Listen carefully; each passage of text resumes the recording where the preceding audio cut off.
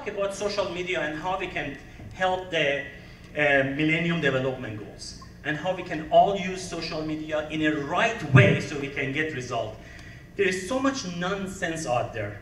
There are people who say, okay, I have 5,000 followers, and I have 2,872 friends, and I have 10,872 connections on LinkedIn, Facebook, Twitter, and all that. And the reality is none of them really matter.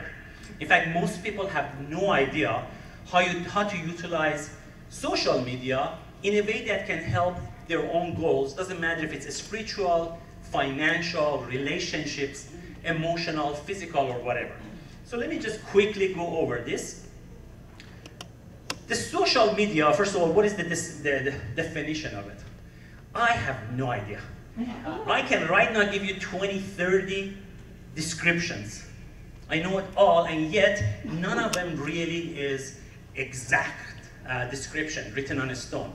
But what it is just a good old socializing or getting to know people, but these days using media. It could be digital most likely, but also traditional media, and basically having a conversation, communication, interaction.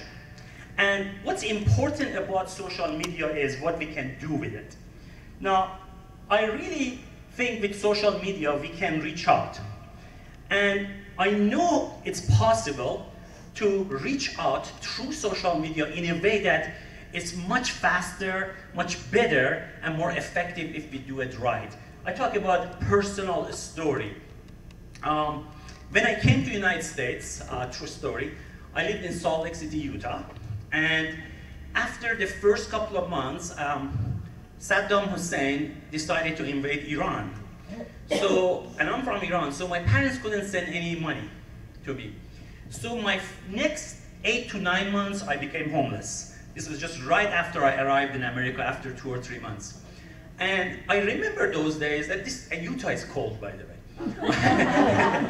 Snow and all that. And of course, at that age, I was 17-ish. I didn't quite mind it. It was just like still free, you know, I'm just free, and my parents are not here, I can do anything.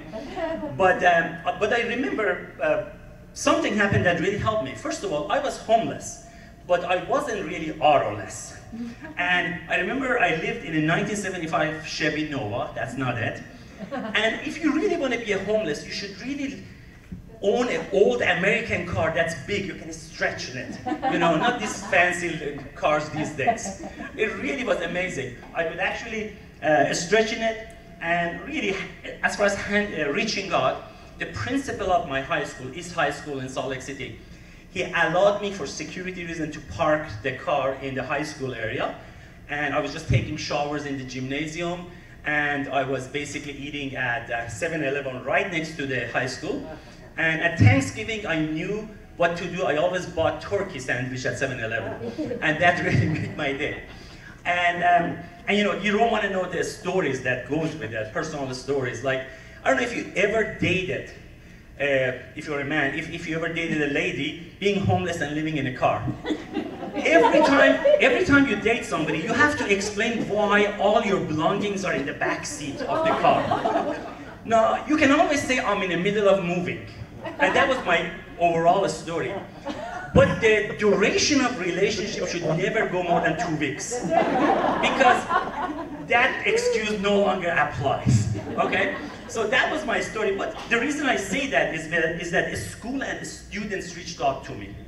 It wasn't social media of today, but still it was a group of people in my first year in America that reached out to me and really helped me survive and go there. And it was interesting because I worked in a Greek restaurant as a busboy. And I came from a well-off family in Iran. So I worked as a busboy. I learned how to move dishes like this. And the only way I survived is they gave me cash and food. And the school really helped me. Now, speaking of that, reaching out, social media can truly bring us together. These days in America, social media brings the entire family together. Isn't it lovely? Truly, everybody is together, family, they're really communicating well, and all that. And of course, I want to joke about social media because there's so many things wrong with it. We always can just hype things up. But one thing about social media is, and I'll just give you an example, my own experiment, I used to send marketing and business message. I lost my friends because my friends can't care less about my business. And then my business associates couldn't care less what I had last night for food or what movie I saw. So I was losing my business associates. My religious colleagues were shocked that I joined the Communist Club of LA. Something like that. And I've always wondered, Al Gore, Donald Trump, Mickey Mouse, when they write things, messages on social media, is it them who is writing it? I mean, every day, let's say Mark Victor Hansen has a message, Tony Robbins has a message, is it them? And if it's not them, what's the issue of ethics in social media when we can outsource the messages written under our name? So you see the problems we are encountering. I know people who say, hey, I have a deep level of relationship with all 12,876 of my friends. Can you possibly have that kind of relationship on social media? And people are so happy that they have 20,000 followers or 10,000 connections and all that. And of course, you have zero relationship to some degree. Email spamming is gone. Now let's use social media for spamming. There are some people who actually add thousands of connections so they can send their business message. And of course, I'm not going to talk about effectiveness of that. Some people say, hey, I only post 9 sales messages on my wall today, and I still got a death threat. Why? And of course, they are approaching their friends and everybody else who has no interest in their sales message. So, you could make a case that social media is not working, this whole social media thing. But really, it can work, especially for philanthropy. So let's talk about it. Why are we using social media? Most people really confuse their goals. And some people have financial goals, some people have spiritual goals, some people basically business, physical, sports, health, and all that. And most people don't define it well. My question to you is, if you have thousands of connections, and if you put a link on one of your messages, how many of your connections actually click on it? That might give you some idea of effectiveness of your message and the number of your followers, not quantitatively, but qualitatively, okay? How many people are actually buying your stuff? How many dates do you get on Facebook? You know, if you're single. These are all could be your goals. How many people do you educate? And finally, are you building true relationships? Because some people say, hey, social media is not about selling or dating and all that. It's about building deep level of relationship, which could be true. In fact, that's a very good potential argument for it. Now, but maybe now it's time to slow down. Today, I'm going to share with you a totally new way of looking at social media that has nothing to do with quantity, that has nothing to do with how many people you know, but you can immediately start getting results for your goals. So, one approach is to have your own power circle. Imagine if you only have 50 friends in one of your circles, but all these 50 people are the ones who are looking for, who have certain goals, and all of them basically are committed to the mutual cause, and they are committed to take action. Let me give you a case study. Lynn mentioned about my situation and that martial arts studio. I got that humanitarian awards a long time ago because for a year, when I was teaching karate in Boston, every student in my dojo was paying the entire fee to through Children International, it was called, to basically support children. These days, we are totally doing different things. And let me give you the power of this. What if all of you, instead of finding thousands of followers, what if you can just find 50 people in a circle, and you can decide that 50 of you, for the next 12 months, are going to support a child in developing countries for 1995. All of you will do it.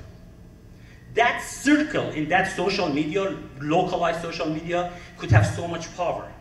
But that's just one circle. What if we could have many circles. So what if you could have circle about your finances, business, entrepreneurship?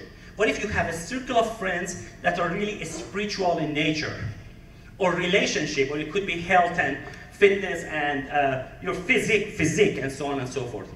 Can you imagine if you can have 5 circles in this area? Some of you can have hundreds of members, and some of you could have 2 or 3, doesn't really matter. It's not about who you know right now, but trust me, if you have a cause, you can easily use social media and internet to find exactly the kind of people who really belong in that circle. Right now, we are wasting so much time to just add friends and do this and send these messages that vast majority of the people who see our messages don't even care.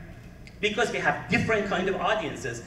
We can have different audiences in their own circles. And what if we could have parallel circles? What if within, let's say, a business, as an example, you could have a circle just about investments, another circle about, let's say, your business, entrepreneurship. Same thing about a spiritual circle. Same thing about other circles. So, at the end, once you have your first circle, or group of circles, financially, spiritually, emotionally, whatever, then you can actually start educating members of your circle, immediate circles, to do what you're doing. Because maybe they are a member of your circle spiritually, but they have no interest in other circles. You have fine. But they can now go create their own circles. And that is very empowering because, believe it or not, it's so easy to find circles that are targeted in one of these areas, and doesn't matter if it has 5 members or 10 members or 200 members. As long as all of you agree to do something, such as, again, supporting children in Africa, supporting children here, supporting LAUSD, well, maybe not. Anyway, no, they need some minor reform. Anyway, so the question is, we're talking about the 8 goals, Millennium Development Goals. What if you could start, and don't just get overwhelmed. What if you can start with your first circle in an area that you care the most? All of them are great areas, but what if you can just see which one touches your heart, and then create your first circle in that area, regardless of the numbers in that circle, and you will see that you can do wonders. So my challenge to you is, you can actually change the world. You don't have to just do one thing or the other.